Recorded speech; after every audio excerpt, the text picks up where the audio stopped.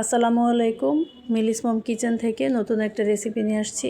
তো এখানে চিকেন কাবাব তৈরি করেছি। এই যে দেখেন, এখানে প্রথমে কিমা তৈরি করে নিয়েছি, চিকেন কিমা। এই যে এখানে 1 কাপ পরিমাণ কিমা নিয়েছি।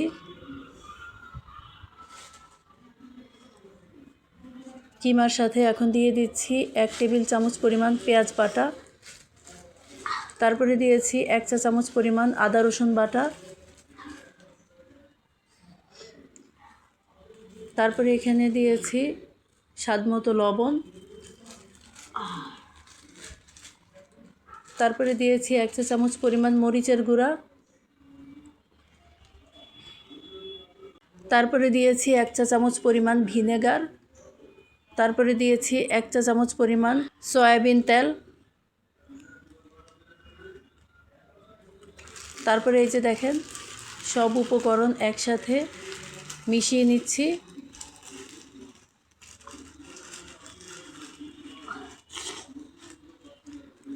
ঘরে থাকা উপকরণ দিয়ে খুব সহজেই এই রেসিপিটা তৈরি করা যায়। আর এই কাবাবটা খেতে এত মজার হয়েছিল। তারপরে এই যে দেখেন, এখানে 10 মিনিটের জন্য ঢাকনা দিয়ে ঢেকে রেখেছি। 10 মিনিট পর কিমাটার সাথে দিয়েছি এখানে 1 চা চামচ পরিমাণ চিনি। তারপরে দিয়েছি কয়েকটা কিশমিশ। তারপরে দিয়েছি এখানে তরকারির চামচের, এই যে দেখেন মাঝারি সাইজের তরকারি চামচের 2 চা চামচ দিয়েছি বেসন।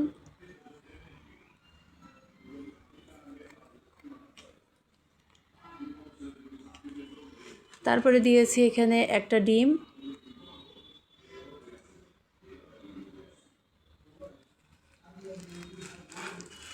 তারপরে দেখেন, সব উপকরণ একসাথে ভালোভাবে মিশিয়ে নিচ্ছি।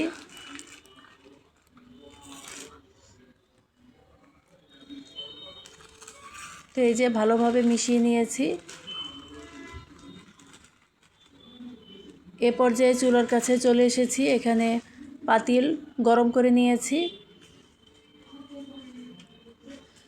তারপরে দিয়েছি এখানে সয়াবিন তেল। তেলটা গরম করে দিয়েছি। এই যে দেখেন কাবাবটা ছোট ছোট করে গোল গোল করে তারপরে দিয়েছি, ভেজে নিচ্ছি।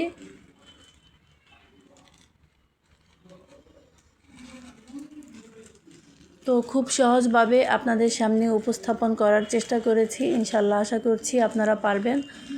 তো এই যে দেখেন, সবগুলো কাবাব একইভাবে দেখেন এভাবে কড়াইতে ভেজে নিচ্ছি। তারপরে কাবাবটা ভাজা হয়েছে এক পাশ, এখন এইভাবে উল্টে দিচ্ছি। তো এইভাবে উল্টে পাল্টে কাবাবটা ভালোভাবে ভেজে নিয়েছি। তো এই যে দেখেন ভাজা হয়েছে, এখন তুলে নিচ্ছি একটা প্লেটে।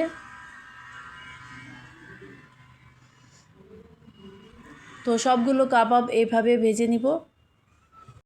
কাবাবটা দেখতে যতটা লোভনীয় হয়েছে, খেতে খুবই মজার হয়েছে। তো পবিত্র এই রমজান মাসে ইফতারের পরে সবাই একটু বেশি বেশি করে পানি খাবেন। তো আজকে এ পর্যন্তই।